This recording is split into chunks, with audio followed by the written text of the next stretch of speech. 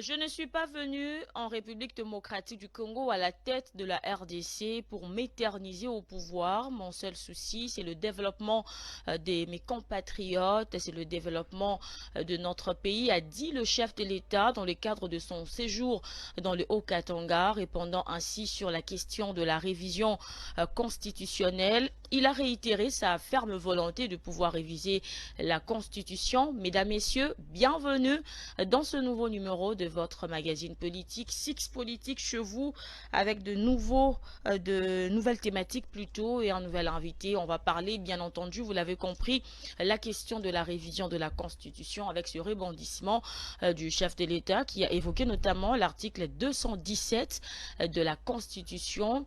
Est-ce que le chef de l'État, les arguments présentés par le président de la République, les motivations du chef de l'État sont fondées? Est-ce que aujourd'hui, cette question de la révision constitutionnelle est vraiment une opportunité pour la République démocratique du Congo? Est-ce qu'il faudrait aller au référendum et laisser la population décider? Nous allons en parler avec notre invité. On va aussi parler de l'actualité sur la clôture des États généraux de la justice. Ces assises qui se sont clôturées le week-end, le chef de l'État s'est engagé à pouvoir redorer l'image de l'appareil judiciaire de la République démocratique du Congo. Beaucoup de retombées après ces assises. On parle également de la proposition de pouvoir supprimer le Conseil supérieur de la magistrature et migrer vers le Conseil supérieur de la justice. Il y a également la proposition sur la création d'un parquet financier qui va permettre justement à la RDC de pouvoir traquer les détourneurs de la République. Mesdames, Messieurs, encore une fois, bienvenue. Avec nous sur ce plateau, nous sommes avec le président national du parti politique Conscience Nationale, CONA en sigle. Monsieur Mathieu Louboya est notre invité. Bienvenue. Merci madame de l'invitation. Alors c'est un plaisir de vous retrouver sur le plateau des Six Politiques. C'est la première fois.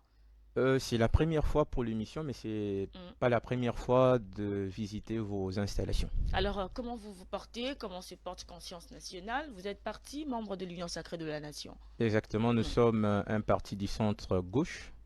Nous prenons l'économie sociale du marché et nous sommes parti membre de l'Union sacrée pour la nation. Alors, on va commencer par la première thématique. On parle de cette question de la Constitution. Pour commencer, Conscience Nationale, vous êtes pour le changement ou la révision de la Constitution? Nous avons, je crois, en juillet de cette année, fait un point de presse où nous étions en train déjà de parler de la possibilité de réviser ou de changer la Constitution parce que nous estimons qu'il y a absolument des dispositions constitutionnelles qui doivent être revues.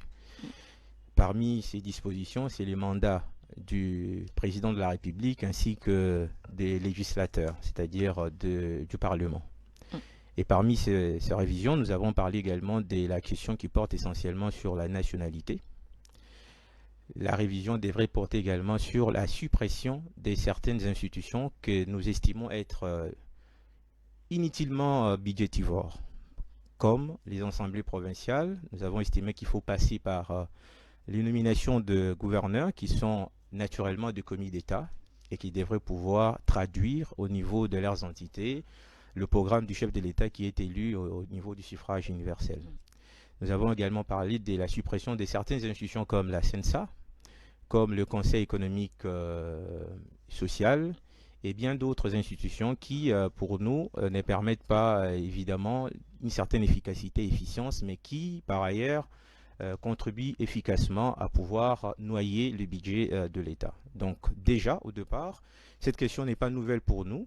Et au moment où nous vous parlons, nous avons mis en place une commission qui est en train de discuter de ce que nous appelons un document en termes de proposition, lorsque viendra évidemment le temps de rassembler tous les fils et les filles, toutes les filles de notre pays pour aborder très clairement et très profondément cette question.